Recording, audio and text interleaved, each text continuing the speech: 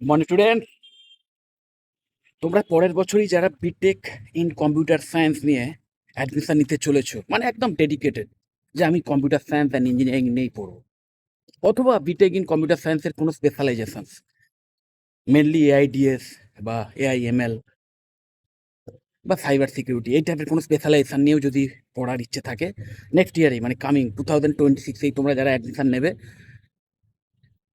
তাদের আমি যে কথাটা বলতে চাইছি, যেটা ভীষণভাবে ইম্পর্টেন্ট, সেটা এটা নয় যে যেই মেন এক্সাম বলো বা তারপরে যেই অ্যাডভান্সড বা তার উপরে যে এক্সাম হবে WBJER এক্সাম আমাদের এখানে, এই সমস্ত এন্ট্রান্স এক্সামগুলোর জন্য খুব ভালোভাবে প্রিপারেশন নিয়ে একদম সেরা সেরা কলেজে যাতে অ্যাডমিশন পাও, তার জন্য যে হার্ড অ্যান্ড ফুল ট্রাই, সেইটা তো অবশ্যই করতে হবে, সেটা আলাদা ব্যাপার। সেটা তুমি তোমরা আমি বলি কি না বলি তোমরা করবি আমি জানি, ওকে। কিন্তু তার চেয়েও বেশি ইম্পর্টেন্ট না, যে যদি এই বিষয়টায় অন্তত শিওর হয়ে থাকো যে কম্পিউটার সায়েন্স অ্যান্ড ইঞ্জিনিয়ারিং বা এই রিলেটেড কোনো স্পেশালাইজেশন নিয়ে আমি পড়বো, এছাড়া আমি অন্য কিছু নিয়ে পড়বো না, তাহলে মানে প্রতিদিন অ্যাটলিস্ট 1 আওয়ার করে রাখো, যে টাইমটায় এই কম্পিউটার সায়েন্স রিলেটেড কোনো একটা স্পেসিফিক ফিল্ড, সেই ফিল্ডের ওপর এক্সট্রা নলেজ বিল্ড করা এখন থেকে স্টার্ট করে দাও। এবং আমি তোমাদের সাজেস্ট করব যে কোনো একটা প্রোগ্রামিং ল্যাঙ্গুয়েজ, সেটা ইভেন বেসিক সিও হতে পারে, আরও যদি একটু বেটার অপশান চাও তাহলে আমি বলবো পাইথন অথবা জাভা।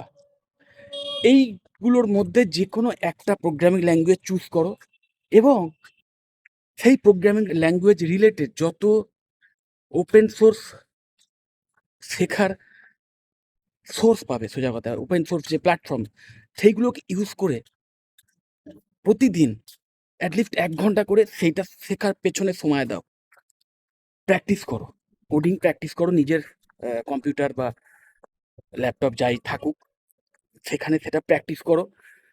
এবং তার সাথে সাথে অবশ্যই DSA, data structure and algorithm, যে কোনো অ্যাপ্লিকেশান, যে কোনো সফটওয়্যার, তার যে লজিক, তার পেছনে যে লজিকটা কাজ করে, সেই লজিকটাই হচ্ছে ডিএসএ। এবং ডিএসএ মানুষকে যে কোনো ক্রিটিক্যাল জিনিস কতটা ইজিলি এবং কতটা টাইম ফ্রেন্ডলি ভাবে সলিউশন করা যায়, সেই রিলেটেড মাইন্ডসেট তৈরি করতে হেল্প করে, যেটা ভীষণভাবে তোমাদের ইন ফিউচার এই কোর্স করার ক্ষেত্রেও কাজে লাগবে। প্লাস আরও পরে যখন প্লেসমেন্ট পাবে না, তখন তোমাদের এই যে শিক্ষাটা, এটা কিন্তু কাজে লেগে যাবে। কোন কলেজে পেলে দেখো, একটা কম্পিটিশানের ব্যাপার, এবং এত স্টুডেন্ট, লাখ লাখ স্টুডেন্ট, তারা সবাই এই সমস্ত এন্ট্রান্স এক্সামগুলোয় বসবে, এবং সেই এন্ট্রান্স এক্সামে নিশ্চয়ই কম্পিউটার সায়েন্স রিলেটেড বিভিন্ন কোশ্চেন ছাড়াও আরও ভেরিয়াস ফিল্ড থেকে কোশ্চেন আসবে। এবং এটাও ঠিক যে এই এন্ট্রান্স এক্সামগুলোয় তোমার কম্পিউটার সায়েন্সের ওপর যত না প্রশ্ন আসবে, তার চেয়ে বেশি অন্যান্য ভেরিয়াস সাবজেক্টের ওপর কোশ্চেন আসবে, ওকে। তো সেখানে একটা কম্পিটিটিভ এনভায়রনমেন্টে পার্টিকুলার এন্ট্রান্স এক্সামে একদম একটা টপ স্কোর করতে পারা এবং তারপরে তোমার কাঙ্ক্ষিত কোনো কলেজে অ্যাডমিশনের সুযোগ পাওয়া, সেটা সত্যিই যথেষ্ট চ্যালেঞ্জিং। তো সেটার জন্য তো অবশ্যই ট্রাই করো, কিন্তু তার চেয়েও বেশি ইম্পর্টেন্ট তুমি যে বিষয়টা নিয়ে পড়তে চলেছো, সেই বিষয়টা নিয়ে এখন থেকেই পড়াশুনো স্টার্ট করে দাও না। বিশেষ করে সেখানে সবচেয়ে ইম্পর্টেন্ট যে ফ্যাক্টরগুলো, সেই সাবজেক্টের সেই সমস্ত বিষয়গুলো যেগুলোর মাধ্যমে তুমি ইন ফিউচার ভালো প্লেসমেন্ট পেতে পারো। এবং তোমরা মানে একটু যদি খোঁজ খবর রাখো, তাহলে জানতে পারবে যে কোম্পানির কাছে, মানে যারা তোমাকে প্লেসমেন্ট দেবে, তাদের কাছে কিচ্ছু ম্যাটার করে না যে তুমি কোন কলেজ থেকে পড়াশোনা করছো। ইভেন তোমার কি ডিগ্রি আছে সেটাও খুব একটা আর ম্যাটার করে না। হয়তো তোমরা 4 বছর পরে, বা অ্যাকচুয়ালি ওই থিওরিটিক্যালি 5 বছর পরে তোমরা যখন গ্র্যাজুয়েট হয়ে বেরোবে, তখন হয়তো দেখবে ইভেন গ্র্যাজুয়েট ছাড়াও, যেটা কিনা এখনো বিভিন্ন কোম্পানির ক্ষেত্রে দেখা যাচ্ছে, যে গ্র্যাজুয়েট ছাড়াও জাস্ট সেই স্কিল যদি থাকে, তাদেরকেই চাকরি দিয়ে দিচ্ছে। এই ব্যাপারটা এখন থেকেই দেখা যাচ্ছে, এবং তোমরা যখন গ্র্যাজুয়েশন কমপ্লিট করবে, তখন হয়তো দেখবে এটাই ট্রেন্ড হয়ে যাবে। ওকে, তো আমি বারবার বলছি যে তোমরা এমন একটা সাবজেক্ট চুজ করেছো যেটার মানে ওপর এক্সপার্ট লেভেলের স্কিলও যদি তুমি বিল্ড করতে চাও, তাহলেও তুমি কারোর হেল্প ছাড়া অনলি একটা ইন্টারনেট কানেকশন, নিজের ডেস্কটপ এবং ল্যাপটপ, এবং নিজের হেল্প, নিজের ডেডিকেশন, নিজের প্রতি নিজের কমপ্লিট ডেডিকেশন, এইটুকু দিয়েই তুমি কিন্তু এক্সপার্ট লেভেলের নলেজও গেইন করতে পারবে, প্লাস স্কিল বিল্ড করতে পারবে। কারণ এই পার্টিকুলার সাবজেক্টে না শেখার জন্য বলো বা স্কিল বিল্ডিংয়ের জন্য বলো, তেমন একটা ল্যাবের প্রয়োজন পড়ে না যে একটা হিউজ ইকুইপড কোনো ল্যাবের প্রয়োজন আছে, যে ল্যাব ছাড়া আমি হাতে কলমে কাজ শিখতেই পারবো না, বা সেই ল্যাবে ইনস্ট্রাকশন দেওয়ার জন্য একদম ট্রেন্ড ল্যাব টেকনিশিয়ানদের প্রয়োজন, তবেই আমি শিখতে পারবো, ইনস্ট্রাক্টরদের প্রয়োজন তবেই শিখতে পারবো, তেমনটা নয়। এবং শেখার যে মেটেরিয়ালস, নামি দামি ফ্যাকাল্টি মেম্বার তাদের যে লেকচার বা তাদের থেকেও যে মানে টিউটোরিয়ালস ইভেন, সেইগুলো অনলাইন বিভিন্ন প্ল্যাটফর্মে ভরে পড়ে আছে।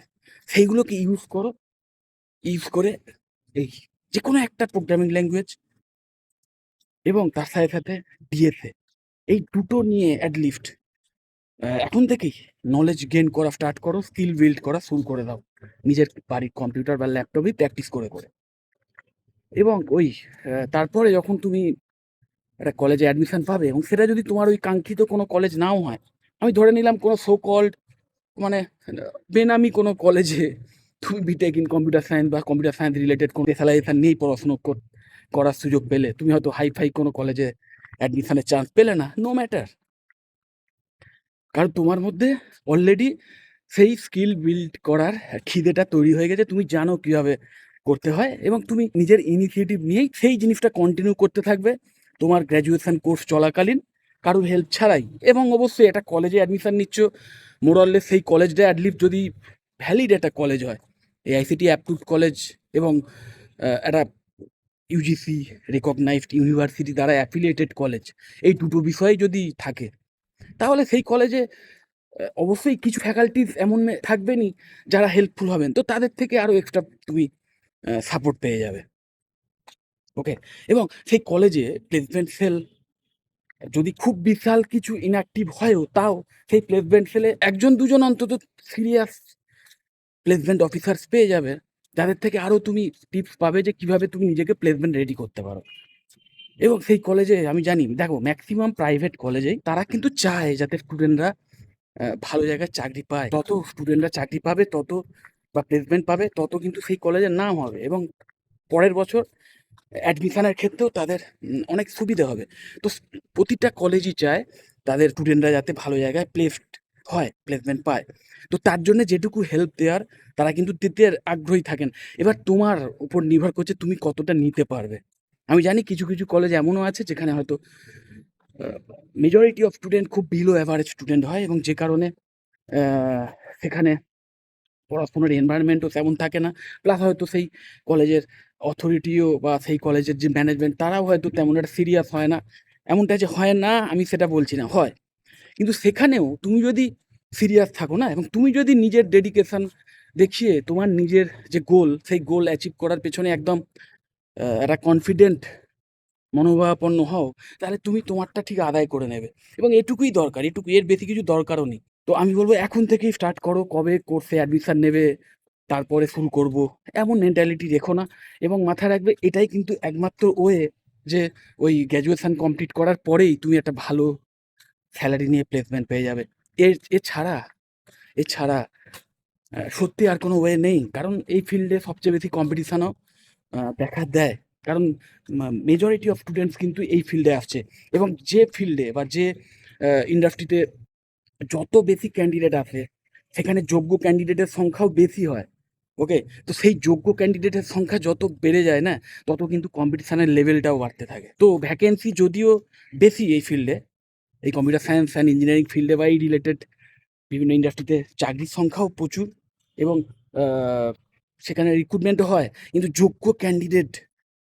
সেই যোগ্য ক্যান্ডিডেটের সংখ্যাও কিন্তু প্রচুর। তো নিজেকে সবসময়তেই আপগ্রেড এবং আপডেট করে যেতে হবে, এবং ওই এখন থেকে স্টার্ট করতে হবে। ওই কবে অ্যাডমিশন নেবো তারপর শুরু করব, এমন মেন্টালিটি নিয়ে বসে থাকলে হবে না কিন্তু, ওকে? এবং এছাড়াও আমি বলবো অন্যান্য কোনো ব্রাঞ্চ নিয়েও যদি তুমি বিটেক করবে বলে ঠিক করে থাকো না, অন্যান্য যে জব ওরিয়েন্টেড ব্রাঞ্চগুলো আছে, triple E, C, ME, civil, এইগুলো নিয়েও যদি পড়াশুনো করবে বলে ঠিক করে থাকো, তাহলেও আমি বলবো এই কম্পিউটার সায়েন্সের এই দুটো ফিল্ড, এই প্রোগ্রামিং ল্যাঙ্গুয়েজ আর ডিএসএ, এই দুটোর ওপর স্কিল তোমরাও বিল্ড করো, তাহলেও কিন্তু তোমরা অনেক এগিয়ে থাকবে অন্যদের তুলনায়। কারণ সমস্ত ফিল্ডেই, সমস্ত ডিপার্টমেন্টেই, ইভেন ইঞ্জিনিয়ারিং ছাড়াও নন টেকনিক্যাল ফিল্ডেও কিন্তু কম্পিউটার সায়েন্সের এই সমস্ত অ্যাপ্লিকেশানের ইউসেজ দেখা দিচ্ছে।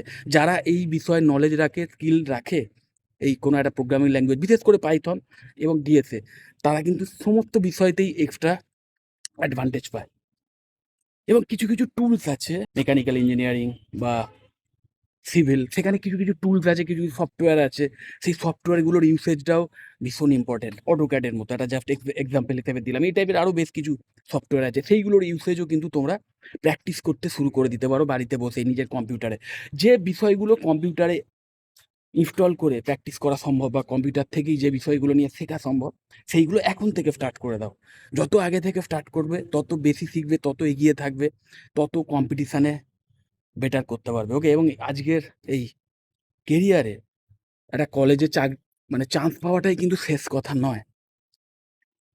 তার চেয়েও অনেক বেশি ইম্পর্ট্যান্ট ফ্যাক্টর, সেটা হচ্ছে একটা ভালো জায়গায় প্লেসমেন্ট পাওয়া। এবং সেটা পাওয়ার জন্যে না কোনো শর্টকাট নেই। তুমি একটা কলেজে খুব হাই ফিস দিলেও অ্যাডমিশন পেয়ে যাবে। প্রাইভেট কলেজের কথা বলছি অবভিয়াসলি।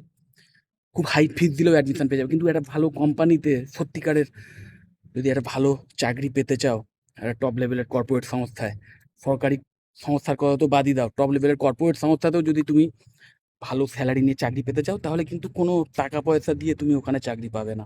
আর কোনো শর্টকাটও নেই। সেখানে শুধুমাত্র তোমার স্কিল, তোমার নলেজ, এইগুলোই কিন্তু কথা বলবে। ওকে? তো যাই হোক, যদি এই বিষয়ে আর কোনো কিছু জানতে চাও, কোনো পরামর্শ চাও, কোনো কলেজ সম্পর্কে কিছু জানতে চাও, বা পার্টিকুলার কোন ব্রাঞ্চটা তোমার নেওয়া উচিত হবে, এই সমস্ত বিষয় নিয়ে যদি কোনো কনফিউশন থেকে থাকে এখনো, অবশ্যই আমাকে কল বা হোয়াটসঅ্যাপ করতে পারো, আমি তোমাদের হেল্প করে দেবো। যদি মনে হয় ভিডিওটা হেল্পফুল, অবশ্যই লাইক করো। চ্যানেলে যদি সাবস্ক্রাইব না করে থাকে, একদম সাবস্ক্রাইব করো, ভিডিওটা যতটা পারো শেয়ার করে দিও। টাটা।